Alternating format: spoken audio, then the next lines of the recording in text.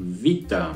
Dzisiaj przetestuję urządzenie firmy Strong, model SRT420. Jest to przystawka na Android TV z tunerem DVB-T2. Sprawdzimy, jak działają aplikacje typu YouTube, Netflix, Disney+, Viaplay, HBO oraz jak sobie radzi z tunerem DVB-T2 w nowym standardzie. Oprócz tego sprawdzimy, czy działają kodeki AV1 oraz rozpoznaje filmy w HDR. To zaraz zobaczymy zawartość opakowania. Zapraszam na film. Zanim zobaczymy zawartość opakowania, zobaczymy, co jest na pudełku napisane. Widzimy, że jest 2 w 1, czyli mamy, tak jak mówiłem wcześniej, Androida oraz tuner DVB-T2. Z tyłu pudełka możemy wyczytać, że posiada Wi-Fi 5, czyli AC. Obsługuje 2,4 oraz 5 GHz. Maksymalny pobór mocy 7 W, zasilanie 12 V na 1 A, ale nie ma nigdzie podanych parametrów, ile ma pamięci RAM oraz jaka jest pamięć wewnętrzna. To zaraz zobaczymy, jak go podłączymy pod telewizor. To sprawdzimy teraz zawartość opakowania.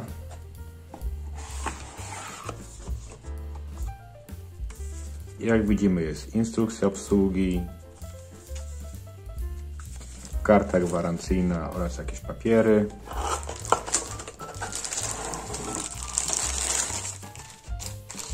Box. Na górze mamy przycisk do wyłączania, włączania. Z przodu jest czujnik podczerwieni oraz kontrolka stanu, w jakim się znajduje box. 2 wejścia USB w standardzie 2.0 oraz wejście na karty microSD. Z tyłu boxa mamy zasilanie, wejście na kabel Ethernet, wyjście HDMI, wyjście cyfrowe optyczne oraz wejście na antenę telewizyjną w standardzie DVB-T2. Na dole nie ma, oprócz naklejki z numerem seryjnym oraz to jest model SRT420 Stronga. Nie ma żadnych więcej informacji. Jak widzimy, ma fajne gumowane nóżki, będzie dekoder stabilnie stał przed telewizorem.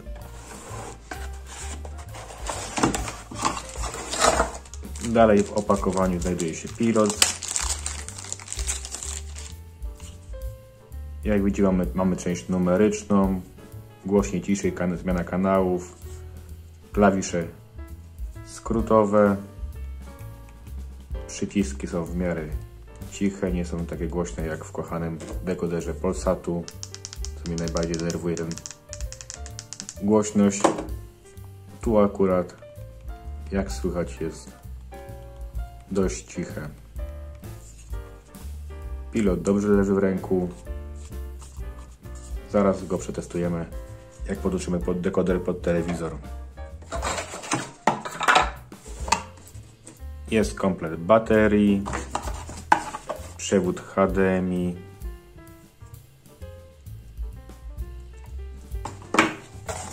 oraz zasilacz. Zasilacz ma 12 V na 1 A, czyli maksymalne obciążenie 12 W. Dekoder tam było napisane, że pobiera maksymalnie 7 W, czyli zasilacz spokojnie ma jeszcze zapas mocy. Tak się prezentuje box Strong SRT420. Bierzemy się za podłączanie i sprawdzamy, jak działają aplikacje oraz tuner DVB-T2. Podłączyłem Stronga SRT420 pod telewizor.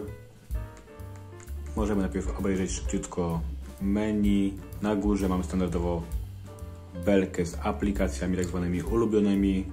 Tu jak mamy plusika, możemy dodatkowe aplikacje dodać do tej belki. Dodamy sobie jeszcze wyścigi samochodowe, później sprawdzimy, czy box radzi z wyścigami, podłączymy pod niego pada.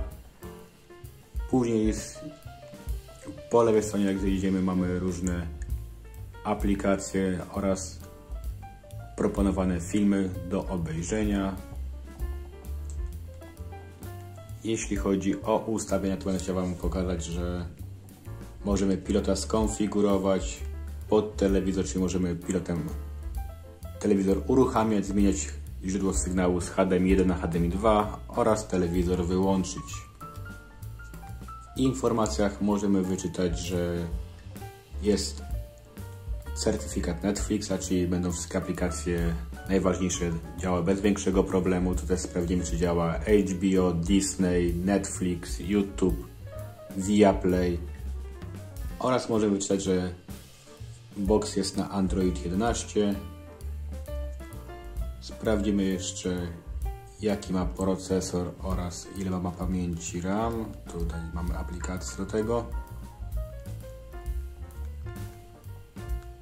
Jak możemy przeczytać, jest 2 GB RAMu oraz 8 GB pamięci wewnętrznej.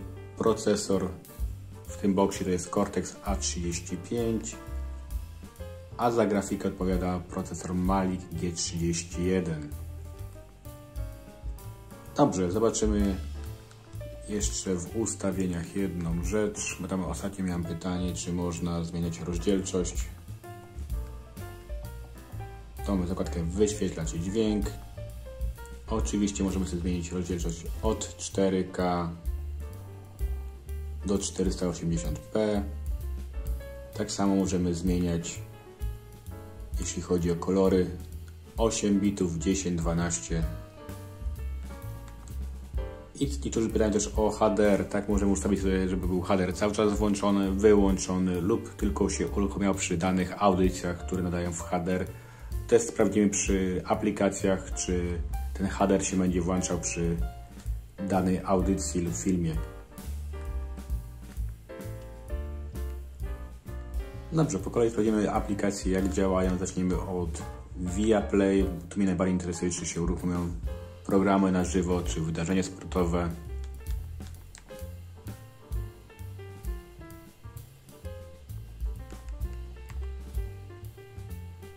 W tej chwili, jak widać, żadnego sportu nie ma, ale jak się uruchomią kanały na żywo, to będzie tak samo jakby telewizja. Jak się uruchomią kanały na żywo, tak samo jak będzie z wydarzeniami sportowymi. Jak widzimy, kanały się uruchamiają. Tam miałem wcześniej filmik, że przy Viaplay na Android 11 był problem z uruchamianiem różnych właśnie audycji na żywo. Tu widzimy, wszystko ładnie, płynnie działa. Od ręki się uruchamia. Kolejną aplikacją jest HBO Max. Tu sprawdzimy akurat, czy działa HDR.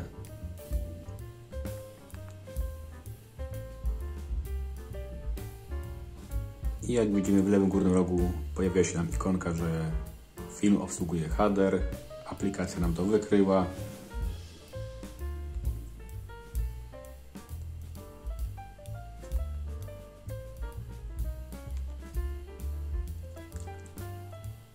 Kolejną aplikacją jest YouTube. Sprawdzimy przy okazji, że działa kodek AV1.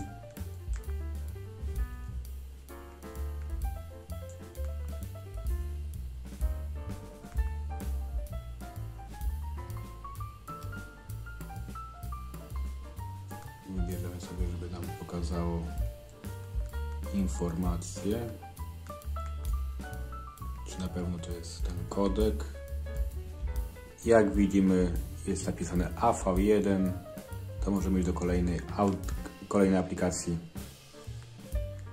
To jest Disney+.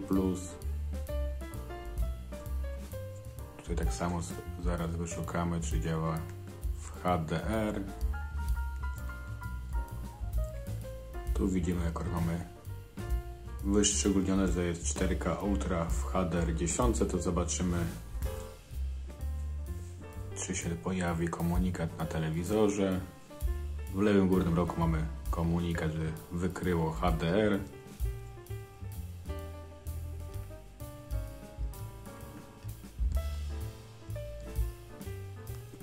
Kolejną aplikacją jest Netflix. Za chwilkę jeszcze zobaczymy, czy odczytuje pliki z pendrive'a, bo często o to pytacie. Tu też poszukamy jakiegoś filmu w HDR.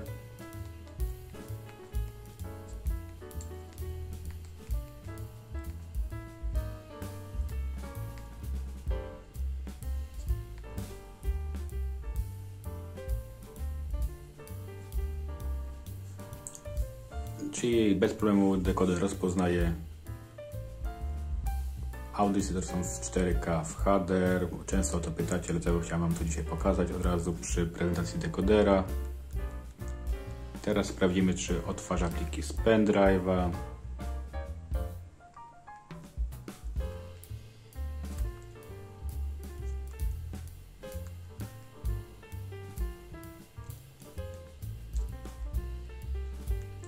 Zacznijmy może od testu piosenki.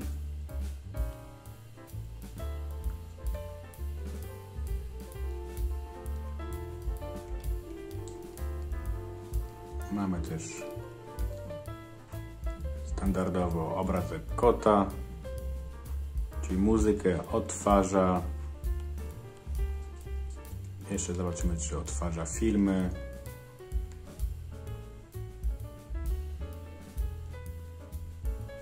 Jak widzicie,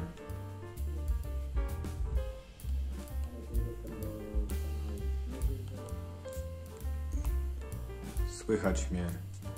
Oraz też mam wgrany plik testowy, jeśli chodzi o kodek AV1.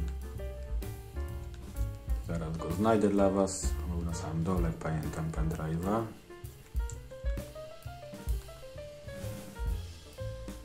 Przy okazji się odpali aplikacja Kodi. Też o nią często pytacie, czy działa na danym dekoderze aplikacja Kodi.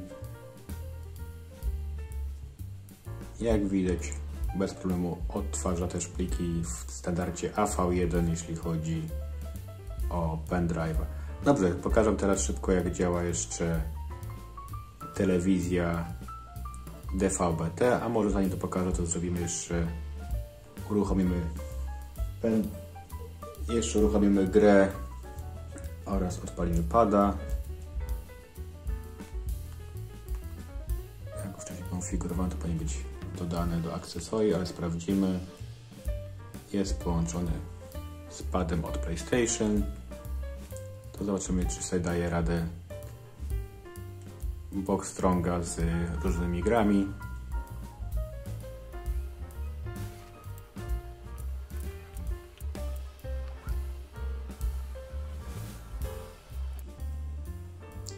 Jak widzimy, grafika jest dość nośna. Zobaczymy, które miejsce zajmę.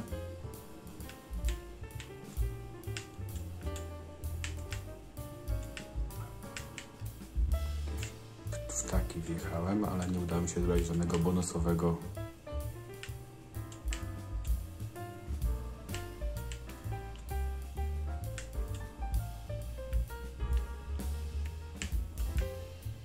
Jakąś rakietę zebrałem, ale nie jest mi potrzebna, bo jestem pierwszy. Wiadomo, że to jest pierwszy wyścig, to wiadomo, że trzeba wygrać.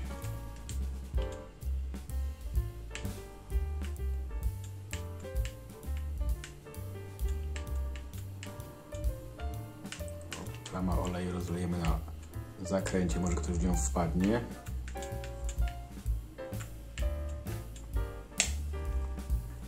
Jak widzicie, bez problemu skonfigurowałem pada od PlayStation 4. Zobaczymy teraz, jak działa telewizja DVB-T2 na dekoderze. Do obsługi DVB-T2 na Strongu SRT420 mamy aplikację Live TV.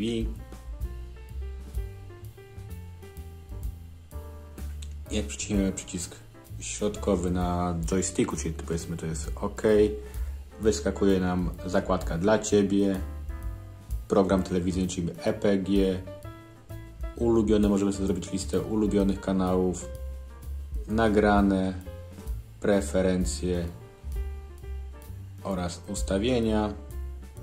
Jak ustawienia widzicie, wracamy do ustawień takie jak są na dekoderze, czyli wrócimy do preferencji, to możemy na nowo skanować kanały, edytować, dać kanały domyślne, wyłączyć sortowanie według LCN. Jeśli chodzi o zasilanie anten, ja mam akurat włączone, kontrola liczycielska, jaki ma być tryb wyświetlania oraz czy ma być 16:9:4:3. Mamy wybór języków, kolejna zakładka napisy, informacje o systemu, gdzie mamy podane siła, jakość sygnału, częstotliwość, na której w danej chwili patrzymy. Jeśli chodzi o nagrania, to jak widzicie, coś wczoraj próbowałem nagrywać, to tam się nagrało 6 minut, 2, bo to tak tylko testowo nagrywałem. Możemy nagrywać dany kanał, ale nie możemy wtedy kanału zmienić na inny, bo wskakuje komunikat, że przestanie nam nagrywać, ale jak uruchomiłem nagrywanie, mogłem wyjść z aplikacji, wejść na przykład do Netflixa i tam w tle mi to nagrywało. Jak widzimy, program telewizyjny jest zrobiony jak w telewizorach, czyli możemy przesuwać bez problemu lewo, prawo, zmieniać między kanałami, w tle nam się nic nie zmienia. Zaraz zobaczymy jakieś audycje. Może być ten samochód przywódcy, możemy sobie nagrać, edytować w ulubionych, więcej informacji, mamy opis, reżyseria, rok produkcji, kraj pochodzenia. Akurat to mamy napisane Adolf Hitler i jego samochód. Widzimy, że to jest zrobione bardzo ładnie, dopracowane, jeśli chodzi o całe te EPG.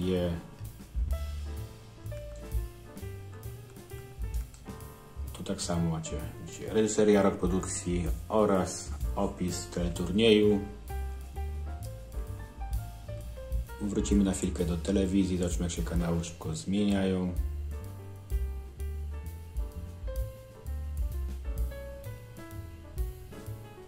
Jak możecie zauważyć, potrzebuje około 2-3 sekund na zmianę kanału. Dobrze, pokażę jeszcze, jak działa ten time shift. Bierzemy na joysticku do dołu, żeby nam się pojawiło te menu. Klikamy pauzę, teraz możemy spokojnie odebrać telefon, z kimś porozmawiać. Później możemy oczywiście, jak skończymy rozmawiać, wyłączyć pauzę, kawałek przewinąć, co mamy przesunięte. Jak będziemy chcieli zmienić program na inny, to wyskakuje nam oczywiście komunikat, że oglądamy przesunięcie w czasie. Jeśli chodzi o pracę stron SRT420 z Android TV oraz sygnałem DVB-T2, bardzo dobrze działa, jeśli chodzi o aplikację. Przy telewizji mógłby troszeczkę szybciej zmieniać kanały, ale jak widzimy, aplikacja też w miarę fajnie aplikacja do oglądania telewizji na żywo jest dobrze dopracowana, ma dużo funkcji, możemy nagrywać na pendrive'a, pauzować. Jeśli chcecie, żebym zrobił jakiś krótki filmik o samym tunerze DVB-T2 w tym strongu, napiszcie w komentarzu, to zrobię krótki filmik, który będzie poświęcony tylko pracy samego tunera DVB-T2, ale jak widzieliście, bez problemu wszystkie aplikacje działają, jak Disney+, Viaplay, HBO, YouTube, Netflix, oraz bez problemu też działa z kodekiem AV1 oraz też działa HDR. Jeśli Wam się podobało, dajcie łapkę w górę, piszcie komentarze.